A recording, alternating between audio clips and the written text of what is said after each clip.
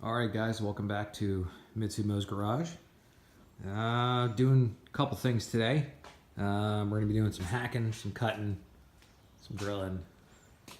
We are going to be removing the front wheel drive rear end. We're going to be cutting out this floor. Not sure if we're going to cut it all out yet or just the pieces that need to be cut out. That's going to be for the rear end to be put up. We're going to be getting rid of the old subframe, getting rid of the exhaust. We're going to be trying to keep the lower control arms until we get some other ones. I've already got some camber arms there. I got the toe ones coming in. Sitting on HKS coilovers from an Evo 3 in the back. Yeah, we got stuff over here. Here's the Evo 3 trailing arms, brakes and stuff. We're going to rebuild those later, but we're going to get the brunt of the work done and get it all bolted in so that we can get some welding done and everything else. We're upgrading brakes probably this weekend, and we're going to be putting some cool stuff on this. Changed my mind with the 7-bolt water pipe. We're going to use a 6-bolt water pipe since it can work here. That's just because I don't have all the parts to the 7-bolt one. I do for a 6-bolt. I have like 3 of them lying around, so that's going to work. Evo 3 intake manifold. We got to do some wiring.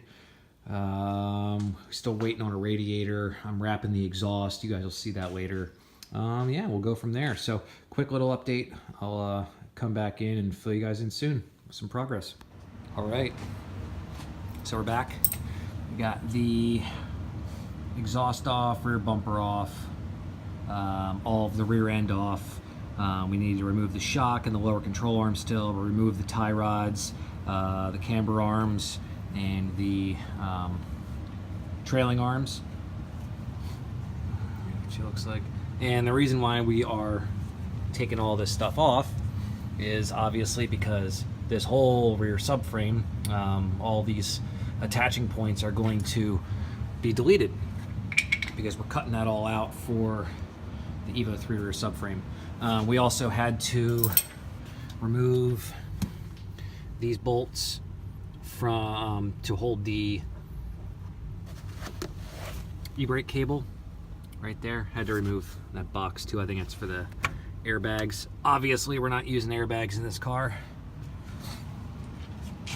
So there we go. And I got all the e-brake cable assembly from the other, from the Evo 3. So we're going to be using the Evo 3 stuff. Also, one more thing. Here's the old stuff. Here's the old stuff. Then reasoning for that is, here we go. Here's the camber arms. So, still got to clean this guy up and get some paint on it, since this came from the UK and they got a lot of rust out there. So we're going to clean that guy up and make sure she looks all good before we put her on there. Suspension's gone. Gas tank's coming out. Next, we're gonna cut out this area. I'll show you guys that in a minute. Hey man, so I got a question for you. I have everything taken out of the car right now. I was gonna drill all the spot welds out and remove this piece to try to take out as little of the trunk as possible so that the rear subframe slides up and in. I think I just need to drill out this area right here, okay, and then all this stuff, and then cut around here. Obviously, I'm gonna, once I get all this off, I need to measure it, but is that how you did it? And then left those front ones up there? Because the subframe bolts back here, right? And then you just remove this guy, and I'm trying to cut out as little as possible, you know? All right, just a little check-in. Had to go get a spot weld driller. I'm gonna try to take off the least amount of material as possible. So what I did was I went ahead and drilled holes all around the front of where I need to cut. I'm not going to cut the back side just yet because there's a brace back there that I don't want to mess with. But I drilled out all these spot welds here, and on the other side, we're about to cut the floor out right now so that we can knock this guy out of the way. And then hopefully expose this other bolt hole behind here for the subframe. And we shouldn't have to cut that much more, hopefully. So, see, there's the subframe right there. It's still pretty rusty, but I hit it with a flap wheel a bunch of times, so should be pretty good. This brace is what I'm trying to keep right here. Those guys. So, let's hope I can. All right, guys. Well, the weekend is done, and we got a lot of stuff done. I'll go ahead and show you here in a second. So, I finished up getting the exhaust wrapped. Got everything bolted down properly. As you can see, this is a 7-bolt head, but we are using 6-bolt wiring harness, 6-bolt cam angle sensor, 6 bolts thermostat housing, so that we can use the 6-bolt water pipe.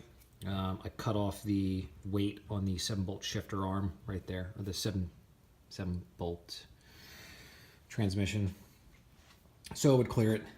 The reason why I'm using a 6-bolt stuff, nothing crazy, just because I had it lying around and I've already got all the sensors and everything for it, and why not, you know, didn't have all the 7-bolt stuff, so works for me. Got the fuel rail painted black. Those look really nice. I also needed a bit of a win, so I did the brakes, and they're just Brembo calipers with some AutoZone pads. No Hawk HPSs yet. I'll get those at a later point in time. But painted those with high temp red and clear. They should do good. They're looking sexy. And then I got bored, so I painted the Evo 3 intake manifold black. I just gave it its 4th coat, nice heavy one, so it'll look real nice and glossy. And now I've got some high temp clear that's going to go on there. It's going to look really good. As for the back, I didn't get a lot of the back done. I've been scrubbing this thing full of rust for, oh man, 5 or 6 times now, and I've still got a lot of work to do. I think it's ready for the flap wheel now, which will be good. And I'm going to take all the rust off. I don't want to have to deal with this thing in the future corroding. So as you can see, the sweet Mako paint job that was done to this car before I bought it, that's the real color. So nice straight body, a little bit of work back over there from the quarter panel, but you know, whatever. Looks good. I still have to wet sand and polish and buff this side. So in here, yeah, so don't mind me. So I cut the floor and then I cut around the outside. And yes, it looks messy. That's because it's not done yet. It will look nice. It's going to take a flap wheel to it, straighten them all up, make sure all the cuts are good. And then we're going to weld in a piece of the floor back here, but this will expose the spot welds, or sorry, the holes for the rear subframe over here. We're going to cut into that after we get this all cleared out, but it's just been long because I don't like drilling spot welds. It sucks. So I tried to cut it and use brute force, but you know, it's a pain in the ass, and I was making a lot of noise, and it's Sunday and I'm not messing around with it anymore, so it'll stay for a little bit. But not much needs to be done. I don't think I've showed you the inside. Big old hammer. So I've got the Evo 3 Recaro rear seats. Everything's going to be manual. Nice little double din head unit going in. I've got an Evo 3 cluster. I've got all the little switches and everything, and all the drivers for them, but I'm not hooking them up because I don't care. Got the Recaro in there. I don't have another Recaro. I'm just going to get like a 2000 Lancer seat to put in there. Coming down here, we got the clutch done. That's all taken care of. I'm still missing some interior stuff, but you know, that'll be quick.